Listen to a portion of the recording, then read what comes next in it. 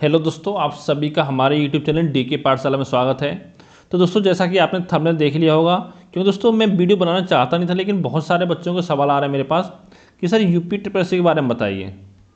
ठीक है, लेखपाल भर्ती कब होगी, स्वास्थ्य कार्यकर्ता विज्ञापन कब आएगा, गन्ना पर्यवेक्षक की भर्ती कब तक होगी। तो इन सभी भर्तियों के बारे में इस वीडियो में आपका बात करने वाले हैं।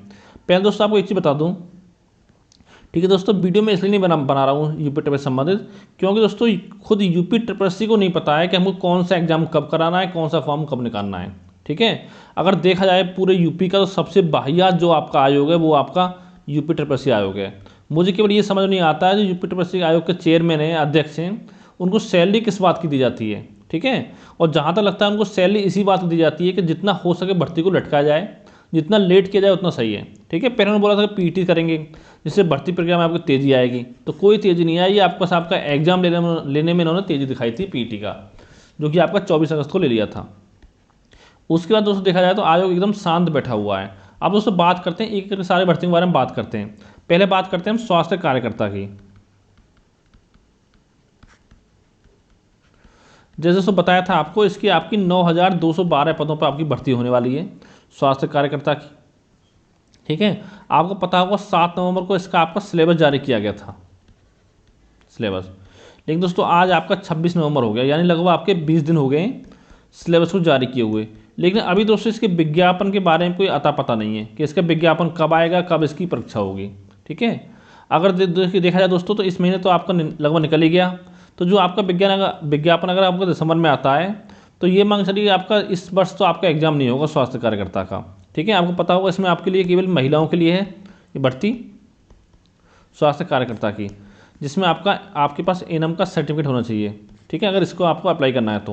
और दोस्तों जहाँ तक मुझे लगता है कि आपकी इसमें सीट कुछ खाली भी जा सकती हैं, क्योंकि बहुत ही कम लड़कियां ऐसी होंगी, गर्ल्स ऐसी होंगी कि जिनके पास आपका एनएम का सर्टिफिकेट हो। लेकिन दोस्तों बहुत सारे ऐसे जिनके पास सर्टिफिकेट है एनएम का, लेकिन उनको ये नहीं पता था कि इसकी भर्ती आपकी पीटी के थ्रू निकलेगी, तो इसलिए बहुत सारी लड़कियों ने आपका पीटी का फॉर्म ही नहीं भरा था। ठीक है, तो इसमें अगर आपके कितने भी अगर आपके 40 परसेंटाइल भी आ रहे हैं तो आपको स्वास्थ्य कार्यकर्ता और आपके पास एनएम का सर्टिफिकेट है तो आपको स्वास्थ्य कार्यकर्ता की अपनी तैयारी शुरू कर देनी चाहिए, क्योंकि सिलेबस आपके पास है ये।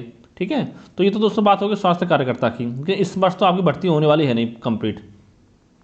और फिर दोस्तों दूसरी हम बात करते हैं, जैसे दोस्तों पता होगा आपको कि इस वर्ष के लास्ट तक आपकी आचार संहिता लग सकती है, दिसंबर के लास्ट में या जनवरी के आपके स्टार्टिंग में। तो दूसरी भर्ती दोस्तों आपकी आती है लेखपाल की, क्योंकि पता हो आपको अभी तक आपका लेखपाल भर्ती का ना तो आपका सिलेबस जारी किया गया है और ना ही आपका विज्ञापन आया है लेखपाल भर्ती का। पहले दोस्तों बात करते हैं सिलेबस की। तो दोस्तों सिलेबस में कम से कम आपका लगता हो सकता है कि अगले वीक आपका सिलेबस जारी हो जाए। अगर अगले वीक आपका सिलेबस जारी हो भी जाता है तो ये समझिए जो आपका विज्ञापन है वो आपका 15 दिसंबर के आसपास ही जारी हो पाएगा। उससे पहले तो आपका चांस बहुत कम है कि आपका विज्ञापन 15 दिसंबर से पहले आ पाए। हो सकता है इससे भी आपका लेट हो सकता है। और जहाँ तक बात है इसके परीक्षा की, तो इसकी जो परीक्षा है वो आपकी या तो जनवरी लास्ट में और या आपका फरवरी में पॉसिबल है। उससे पहले दोस्तों हो पाना आपका बहुत ही मुश्किल है कि आपकी परीक्षा जनवरी लास्ट से पहले हो पाएगी। ठीक है, जो अगर परीक्षा है तो 25 जनवरी के बाद ही हो पाएगी, उससे पहले तो आपका चांस नहीं है। तो अभी कम से कम आपके पास 2 महीने का समय है।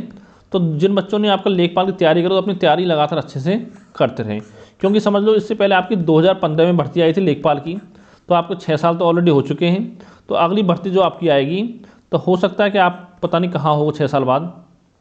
ठीक है, हो सकता है 2027 में आए, 28 में आए, इसका कुछ पता नहीं आए या ना भी आए। ठीक है, और दोस्तों अगर बात की जाए इसकी कितने कट ऑफ जा सकते हैं लेखपाल भर्ती के लिए, ये दोस्तों मैं आपको पहले ही बता चुका हूँ कि अगर जहाँ तक मुझे लगता है कि आपके 15 से 20 गुना बच्चे बुलाए जाएंगे। ठीक है, अगर 15 से 20 गुना बच्चे आपके बुलाए जाते हैं वैकेंसी का, तो ये मांग चलो अगर आप जनरल, EWS और साथ में आपका OBC, अगर इन 3 कैटेगरी में से किसी में भी आते हो आप, तो 90 परसेंटाइल से कम पर तो आपका सिलेक्शन हो नहीं पाएगा, यानी लेखपाल भर्ती परीक्षा में आप बैठ नहीं पाओगे अगर आपके 90 परसेंटाइल से कम आ रहे हैं। तो अगर आप SC से बिलोंग करते हो तो हो सकता है आपका 80 परसेंटाइल पे हो जाए, और ST से बिलोंग करते हो आपका 75 पे हो सकता है। लेकिन अगर जनरल, EWS, OBC से बिलोंग करते हो तो कम से कम आपके 90 परसेंटाइल तो होना चाहिए मिनिमम। ठीक है, उससे नीचे तो आपका चांस नहीं है, ये समझ लीजिए। ठीक है, तो ये बात होगी। और दोस्तों बता दूं आपको कि इस वर्ष आपकी जो यानी कि लोकसभा चुनाव से पहले केवल 2 ही एग्जाम आपके, विधानसभा चुनाव से पहले केवल 2 ही एग्जाम ऐसे हैं नई भर्ती के जो आपके हो सकते हैं, वो है स्वास्थ्य कार्यकर्ता का और साथ में आपका लेखपाल का। और इसके बाद जो आपकी आने वाली भर्ती हैं जो आपको करंट में बताया गया था यूपीट्रिपल ने, जैसे कि आपका गन्ना पर्यवेक्षक, ठीक है, और ये आपका कृषि प्रावधान अधिकारी। तो इसकी जो भर्ती दोस्तों है, आपको पता होगा इसमें आपके पास या तो बीएससी हो या आपका बीटेक हो, वो आपको होना चाहिए एग्रीकल्चर से, यानी कि कृषि से। अगर आपके पास एग्रीकल्चर से बीटेक और बीएससी है और साथ में आपका ट्रिपल सी है, तभी आप इस फॉर्म को भर सकते हो, जो गन्ना पर्यवेक्षक का फॉर्म आपका आएगा, ठीक है। इस चीज़ का आपको ध्यान रखना होगा। लेकिन दोस्तों बात करें वैकेंसी की, तो इसकी वैकेंसी आपकी हाल फिलहाल में नहीं आने वाली है। जो उसका विज्ञापन है वो आपको चुनाव के बाद ही देखने को मिलेगा आपको, ठीक है। जो आपको चुनाव होगा फरवरी मार्च में आपको चुनाव होने की उम्मीद है, उसके बाद ही आपका विज्ञापन आएगा गन्ना पर्यवेक्षक और साथ में कृषि प्रावधान अधिकारी का। इसके बाद अगली भर्ती आपकी है जो कि आपकी एक एक्सरे वाली भर्ती आई थी, वो भी दोस्तों आपकी यानी प्रयोगशाला प्रावधान वाली, ठीक है। ये भी आपकी मेडिकल से संबंधित है, यानी कि आपका इसमें भी स्वास्थ्य संबंधित डिप्लोमा होना चाहिए। तो ये भर्ती भी आपकी चुनाव के बाद ही कंप्लीट होगी, यानी चुनाव के बाद ही आपका फॉर्म आएगा, उससे पहले आपका नहीं आने वाला। और एक है आपकी कनिष्ठ सहायक की, जिसमें आपको टाइपिंग आनी चाहिए, साथ में आपका ट्रिपल सी होना चाहिए, triple C plus 12th plus आपका टाइपिंग। और ये भर्ती भी आपके पास आपके चुनाव के बाद ही आने वाली है। इसी दोस्तों आपका लेखपाल भर्ती ऐसी है जिसमें आपके पास मौका है अच्छा, अगर आपके परसेंटेज इसमें सही आ रहे हैं तो लेखपाल भर्ती की अपनी तैयारी लगातार करते रहो, क्योंकि जब भी आपका एग्जाम हो तो समझ चलो आप कि आपको लेखपाल भर्ती में आपको जॉब लेनी है, ठीक है। और अगर कोई और सवाल हो आपको तो नीचे कमेंट करके आप पूछ सकते हो, ठीक है। और जल्दी आपका सिलेबस भी इसका जारी हो जाएगा। लेकिन जो चीज़ दोस्तों इसके सिलेबस में पहले पूछी जा रही है, जैसे आपका मैथ हो गया, ठीक है, हिंदी हो गया, जीके हो गया, ग्राम विकास एवं समाज हो गया, तो इन चीज़ों की लगातार आप तैयारी करते रहिए, ठीक है। तो थैंक यू फॉर वॉचिंग।